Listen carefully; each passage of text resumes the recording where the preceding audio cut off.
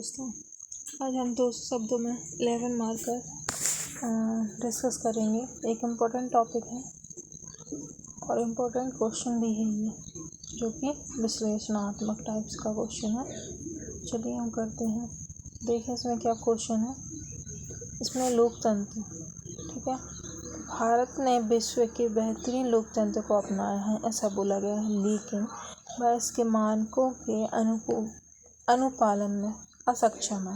भारत लोकतंत्र तो है, लेकिन जो लोकतंत्र की विशेषता है, जो मानक हैं, उसे का पालन करने में भारत असक्षम है, ऐसा बोला गया है।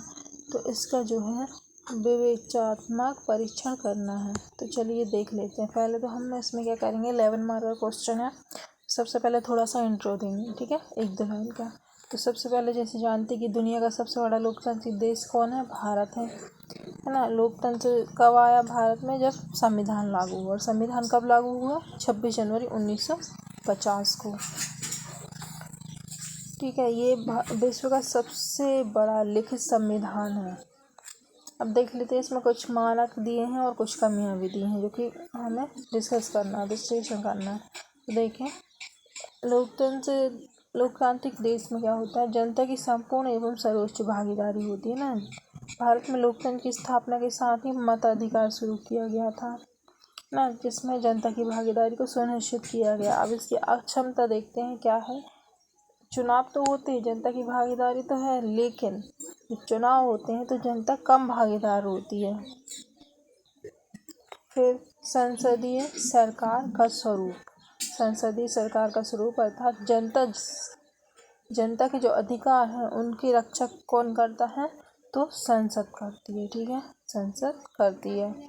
तो देख लेते हैं इसका जो क्षमता वाला पॉइंट है। लेकिन संसद जो लगातार देरी करती है, संसद के सत्य टाइम पे नहीं चलते हैं, उत्पादकता की कमी है और देरी चलती है हर काम में, तो इसलिए जनता निराश हो जाती है। फिर देखते हैं, जनता के अधिकार एवं स्वतंत्रता की हिफाजत सरकार का कर्तव्य होना चाहिए, सब बोला गया है, ठीक है। लेकिन क्या है कि मौलिक अधिकारों का हनन किया जाता है, लापरवाही होती है मौलिक अधिकार को लागू करने में, है ना। उन्हें टाइम पे न्याय नहीं मिल पाता।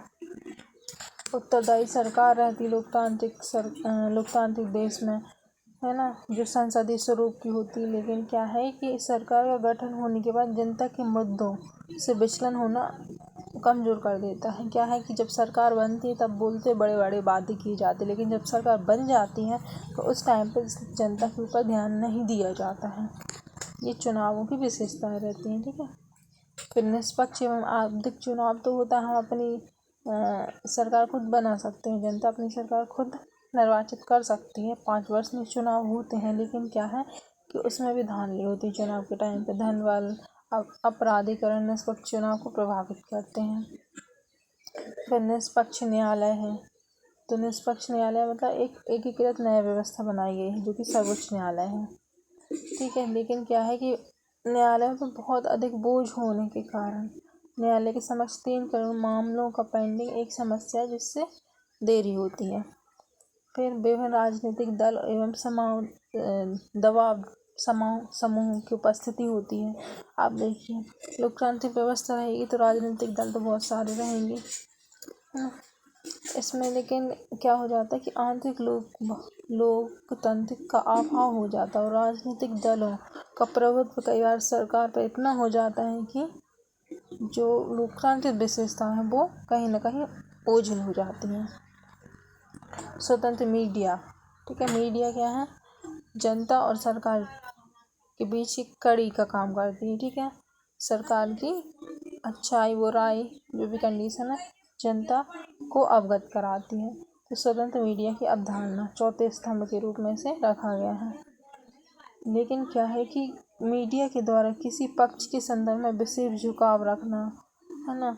और कई बार क्या है कि राजनीतिक दलों का दबाव मीडिया पर होता है, सरकार का दबाव मीडिया पर होता है, जिससे वो जो सच्चाई है, जो उचित जानकारी है, वो जनता के समक्ष नहीं ला पाती है। तो ये सारी चीज़ें थी भारत की खूबियाँ और खामियाँ। कि किसी भी आकलन में एक निष्कर्ष साफ तौर पर उभरता है कि भारत ने अपनी क्षमताओं और संभावनाओं को पूरा नहीं किया है। ऐसे में हम एक नियोजित एवं संकल्पित प्रयास करने की ज़रूरत है ताकि हमारा जो तंत्र है, जो लोकतांत्रिक तंत्र है, वो अधिक कारगर और आधुनिक हो पाए। ये कंक्लूजन था, निष्कर्ष था। इस तरह से हमने 5 मार्क के क्वेश्चन को कंप्लीट किया है और ये इसमें सारे एस्पेक्ट्स देखे गए हैं, ठीक है। तो इस तरीके से 11 मार्कर का क्वेश्चन आए तो हमको लिखना है। So thank you very much.